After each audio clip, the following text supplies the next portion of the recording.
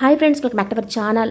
మనము ఇంతకు ముందు వీడియోలోనే గురుమూర్తి తన భార్యని ఏ విధంగా ముక్కలుగా చేసి చంపాడో, ఆ తర్వాత ఎలాగైతే కుక్కర్లో ఉడికించాడో అన్ని విషయాలు ఇంతకు ముందు వీడియోలో అన్నీ కూడా క్లియర్ కట్గా తెలిసాయి. అంతేకాకుండా ఇప్పుడు మనం అవాక్కయ్యేటువంటి ఇంకొన్ని సాక్ష్యాధారాలు, ఇంకా ఆ గురుమూర్తి ఇంకా ఏ విధంగా చేశాడు, అసలైనటువంటి వాస్తవాలు ఇప్పుడు వెలుగులోకి వచ్చాయండి. పోలీసులు చాలా తంటాలు పడి మొత్తానికైతే గురుమూర్తి గురించి ఎట్టకేలకు రకరకాల విషయాల్ని బయటపెట్టారు. వాటి గురించే ఈరోజు మనము ఈ ఫోకస్లో మాట్లాడదామండి. గురుమూర్తి తన భార్యని చంపిన తర్వాత ఇక తన్ని చిన్న చిన్న ముక్కలుగా చేసి కుక్కర్లో కొన్ని బాడీ పార్ట్స్ని ఉడికించి ఇంకా కొన్ని ముక్కల్ని హీటర్ ఉంటుంది కదా, ఆ హీటర్లో పెట్టి 6 గంటల పాటు ఉడికించాడటండి. అందులో కెమికల్స్ కూడా యూజ్ చేశాడట. ఎందుకంటే మెత్తడి భాగాలైతే తొందరగా ఉడుకుతాయి, కానీ మన మోకాళ్ళు అలాగే వెన్నుముక కొన్ని గట్టిగా ఉండేటువంటి పార్ట్స్ తొందరగా కూడాను ఇక సపరేట్ కావు. కాబట్టి వాటిని హీటర్లో పెట్టి, అంతేకాకుండా రకరకాల కెమికల్స్ తోటి 6 గంటల పాటు ఉడికించిన తర్వాత బోన్స్ని అలాగే ఆ మాంసాన్ని సపరేట్గా చేసి వాటిని ఎండబెట్టి పొడి చేసి కొంత భాగాన్ని బాత్రూమ్ టాయిలెట్లో ఫ్లష్ కొట్టేసేసి ఇక వదిలేసేటండి. మరికొంత పొడిని ఆ దగ్గరలో ఉన్నటువంటి అమీర్పేట్ చెరువులో మిగిలిన ఆ ఎముకల పొడిని కలిపేసేట.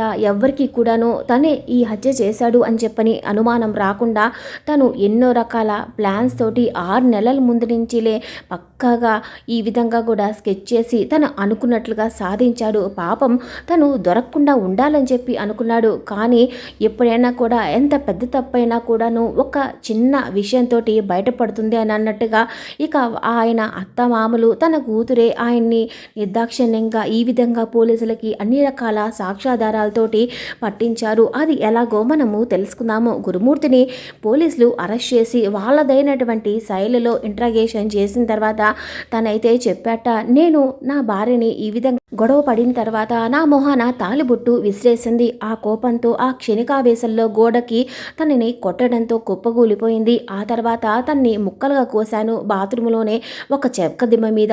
ఆ తర్వాత ఈ విధంగా కుక్కర్లో ఉడకబెట్టి ఆరబెట్టి ఎండబెట్టి ఇక పౌడర్ చేసి ఈ విధంగా చెరువులో కలిపేశానని చెప్పడంతో పోలీసులు అయితే చాలా డౌట్ వ్యక్తం చేశారు. ఎందుకంటే తను అబద్ధం చెప్తున్నాడని చెప్పి అనుకున్నారు. వాళ్ళైతే తనదైన శైలిలో ఇంటికి వచ్చి ఇల్లు మొత్తం కూడా సోదా చేశారు. చివరికి ఫోరెన్సిక్ వాళ్ళని పిలవడంతో ఫోరెన్సిక్ వాళ్ళు వాళ్ళ దగ్గర ఎన్నో రకాల కెమికల్స్ అనేవి ఉంటాయి కాబట్టి వాటి ద్వారా ఇంట్లో ఉన్నటువంటి ఆ చనిపోయినటువంటి వెంకట మాధవికి సంబంధించినటువంటి గాజులు కావచ్చు, హెయిర్ శాంపిల్స్ కావచ్చు, అలాగే అక్కడ చెక్క దిమ్మ అనేది ఉంది కాబట్టి దాని మీద బ్లడ్ శాంపిల్స్ ఉంటాయి కాబట్టి బ్లడ్ శాంపిల్స్ కావచ్చు, ఆ విధంగా ఎన్నో రకాలుగా తనకు సంబంధించిన ఆధారాలు పోలీసులు తెలుసుకున్న తర్వాత ఫోరెన్సిక్ ల్యాబ్కి పంపించారు. ఇప్పుడు అంతేకాదు, ఇప్పుడు తనకున్నటువంటి డిఎన్ఏని తెలుసుకోవాలి కాబట్టి ఇప్పుడు తన పిల్లల డిఎన్ఏ కావచ్చు, తన తల్లిదండ్రుల డిఎన్ఏ కావచ్చు తీసుకొని వాళ్ళు కరెక్ట్గా ఐడెంటిఫై అనేది చేస్తారు. పాపం గురుమూర్తి తను దొరుకుతాడని అస్సలు అనుకోలేదు.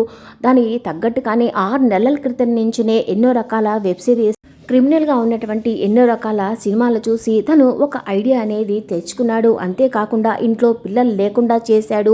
ఇంటి చుట్టుపక్కల వాళ్ళు కూడా ఎవ్వరూ లేకుండా ఉన్న టైంలోనే ఇదంతా కూడా తను చాలా పక్కాగా ప్లాన్ వేశాడు. అన్నిటికీ తను అనుకున్నట్లుగా సంక్రాంతి సెలవులు కలిసి రావడంతో ఎక్కడెక్కడ వాళ్ళందరూ ఊళ్ళకి వెళ్ళిపోతారు కాబట్టి ఎవ్వరికి కూడా ఎటువంటి అనుమానం రాకుండా తన పనిని క్లియర్ చేశాడు. అంతేకాదండి, ముందుగా తన భార్యనే కాదు చంపింది, అసలు తను అనుకున్నది సక్సెస్ అవుతుందా లేదా అని చెప్పని ముందుగా అయితే ఇంటి ముందు వెళ్తున్నటువంటి కుక్కని చంపి తన బాడీ మొత్తాన్ని కూడా ఇప్పుడు ఈ మాధవి శరీరాన్ని ఏ విధంగా అయితే చేశాడో అదేవిధంగా కుక్కను కూడా కుక్కర్లో ఉడకబెట్టి దంచి ఎండబెట్టి పొడి చేసి ఈ విధంగానే చేశాడట.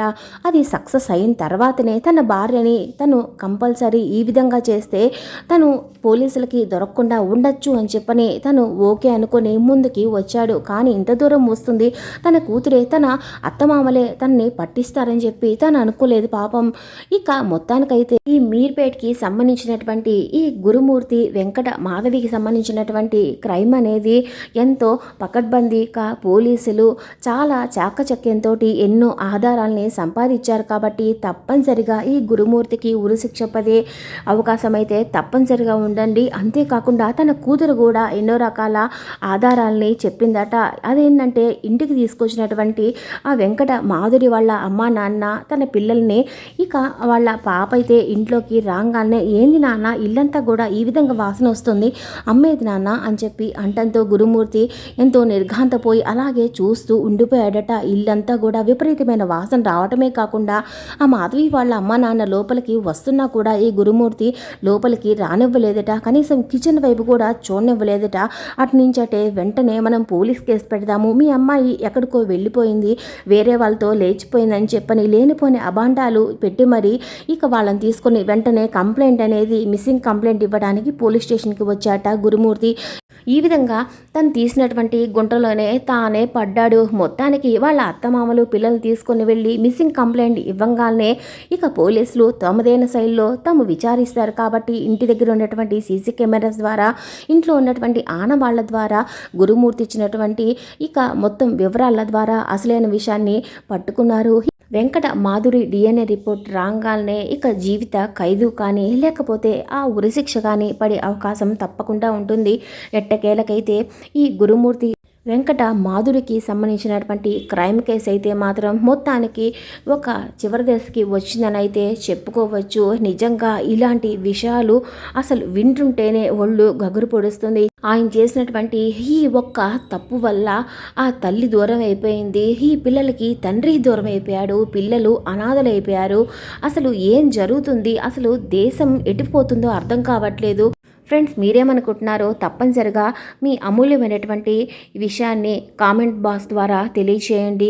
అంతేకాదు మొత్తానికైతే ఈ గురుమూర్తి వెంకట మాధవి అన్నటువంటి ఈ క్రైమ్ కథ అనేది ఇప్పుడు సుఖాంతమైంది. ఇంకా మీకు డీటెయిల్డ్గా విషయాలు తెలుసుకోవాలంటే ఇంతకు ముందు ఆల్రెడీ ఒక వీడియో పెట్టి ఉన్నానండి. తప్పనిసరిగా మీరు ఆ లింక్ని నేను పెడతాను డిస్క్రిప్షన్లో, తప్పనిసరిగా చూడండి. Thanks for watching.